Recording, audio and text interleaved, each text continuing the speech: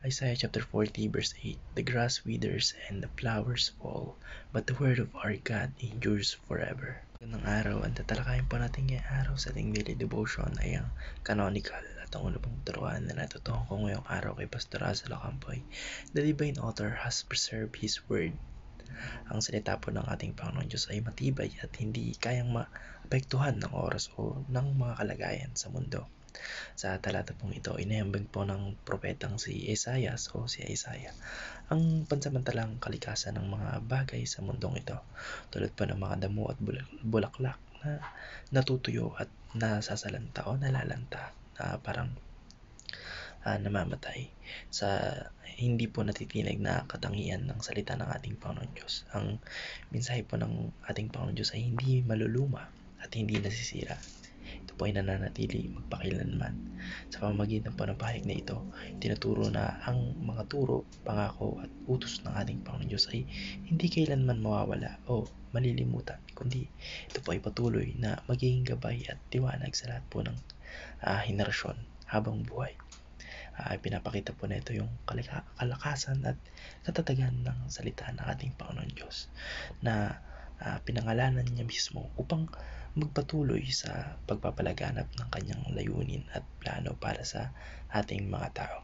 Ang natutuhan ko naman po sa pangalawang katarungan ni Pastor Hazel Ocampo ay the church recognizes God's word. Ang iglesia po bilang katawan po ng ating Panginoong Kristo ay kinikilala at tinatanggap ang salita ng ating Panginoon Diyos bilang isang hindi matitinag na batayan ng pananampalataya at buhay spiritual. Sa pamamagitan po ng talatang ito, ang iglesia po o yung katawan ng ating Panginoong Kristo ay nagpapatibay sa ating paniniwala na ang salita ng ating Panginoon Diyos ay buhay, walang hanggan at makapangyarihan. Hindi tulad ng mga bagay sa mundong ito na may hangganan at natutuyo, kagaya pa ng sinabi ko kanina na parang yung bulaklak at saka yung dahon na nalalanta. Ang salita pa ng ating Panginoon Diyos ay patuloy na nagbibigay gabay at kaligtasan tsaka lakas sa mga mananampalataya, sa ating pong mananampalataya. Kaya ang God recognizes God's word po, yung ibig sabihin po na ito ay tinuturing na iglesia na ang mga aral at pangako ng ating Panginoon Diyos ay may halaga, kapangyarihan at ugnayan sa ating mga buhay sa pang-araw-araw.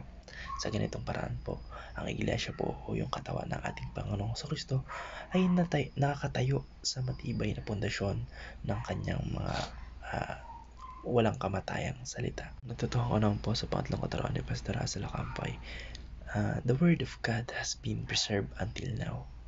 Ang salita po ng ating Panginoon Diyos ay napanatili, hindi nagbabago at patuloy na nagbibigay gabay mula sa noong unang panahon hanggang sa kasalukuyan. Isipin natin, mula sa panahon ni Noah hanggang sa panahon natin ngayon, which is sobrang sobrang tagal na, sobrang habang panahon na, thousands of years na.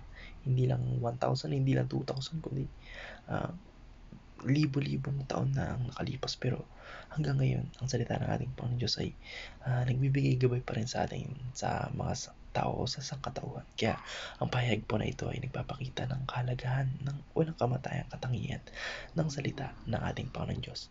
Habang ang mga bagay sa mundong ito, tulad po ng mga damo at bulaklak na sinabi ko kanina, ay pansamantala lamang at natutuyo.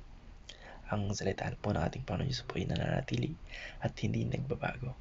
Sa kabila po ng mga pagsubok, digmaan at pagbabago sa kasaysayan ng mga tao, ang salita po ng ating Panginoon Diyos ay patuloy na ipinapasa-pasa sa bawat henerasyon, sa bawat lahi, sa clan, at pinangangalagaan at pinapatibay mula noon hanggang ngayon upang magpatuloy sa pagbibigay ng mga pangako, gabay at mensahe sa bawat henerasyon. Pinapakita po ng talatang ito o ng katuruang ito na ang ating Panginoon Diyos po bilang ang tagapag-ingat at tagapagngasiwa ng kanyang salita ay nagpapanatili nito mula sa pagkasira upang manatili itong buhay at makapangyarihan sa lahat ng panahon at hindi po ito mamamatay. Yung salita po ng ating Panginoon Diyos ay ang tanging bagay na may forever. Wala daw pong forever, no? Pero merong forever sa salita ng ating Panginoon Diyos, sa kanyang pagmamahal, sa kanyang grace, at sa kanyang kalulatian. Yun lamang po. Maraming salamat and God bless. Amen.